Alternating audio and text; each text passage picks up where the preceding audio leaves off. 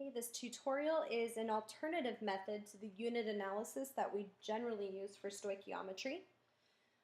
We're going to be using the ratios from the balanced equation.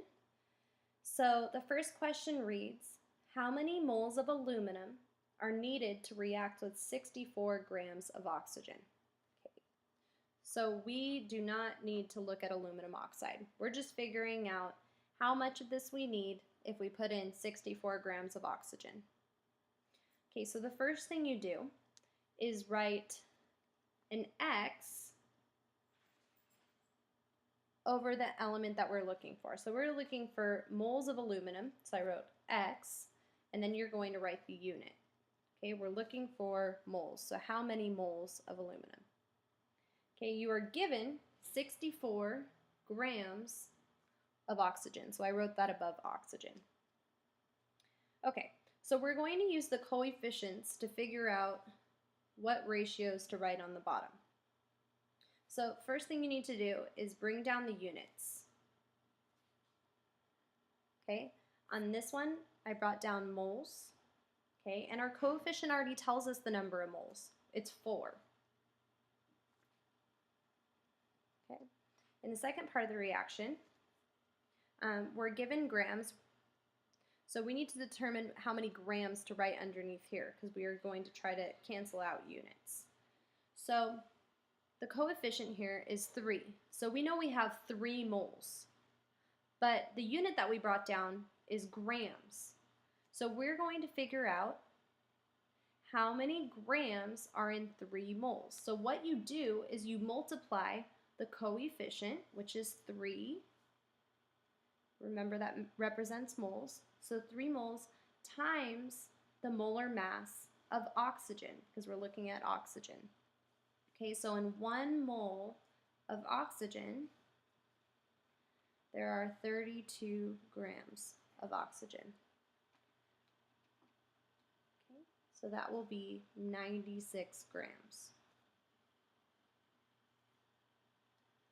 Okay, so I know that there was a 4:3 ratio here. For every 4 aluminum, we're going to need 3 oxygen.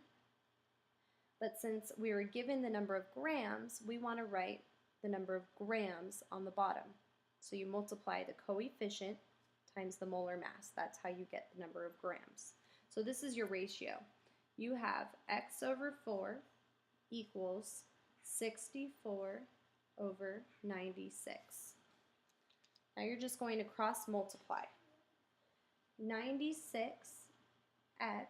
equals 64 times 4. Okay, so 96 times x equals 4 times 64, which is 256. Now to get x by itself, since it's 96 times x, you will divide both sides by 96.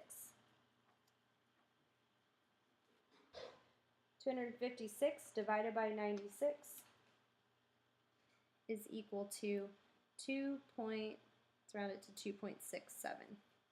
Okay, actually with correct number of significant figures, this would be 2.7. Okay, now to figure out the units. Okay, we're trying to figure out how many moles of aluminum. So wherever your X is going to tell you your units and what molecule or atom you were looking for. Okay. Next question. What mass of aluminum, so I'm going to write X grams over aluminum, is needed to form 510 grams of aluminum oxide? 510 grams of aluminum oxide, Al2O3. Okay, so I'm going to bring down my units. Okay, we're not dealing with oxygen in this case. We're trying to figure out how much of this do I need so that I'll make 510 grams of aluminum oxide. So these coefficients represent the number of moles. Okay, but in this case we're dealing with grams. So I'm going to multiply 4 moles times the molar mass of aluminum. In 1 mole of aluminum, we have 27 grams. 27 grams of aluminum is 1 mole. So I got that number from the periodic table. 4 times 27 is 108.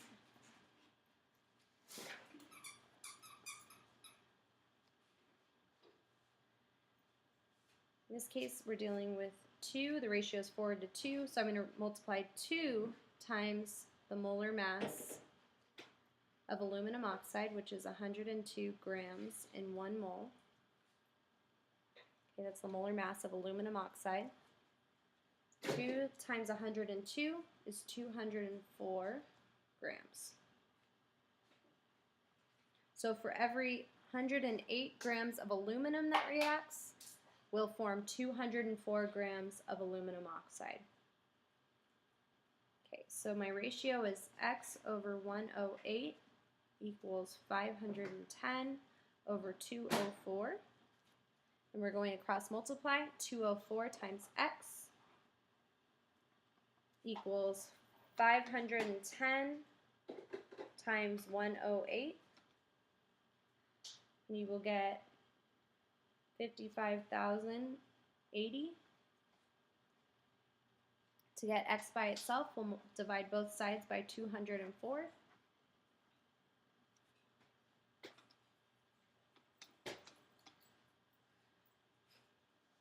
And your answer will be 270, which is already the correct number of significant figures. The given had 2 sig figs, your answer has 2. And we look back to our equation, we were looking for grams of aluminum. So your answer is grams of aluminum.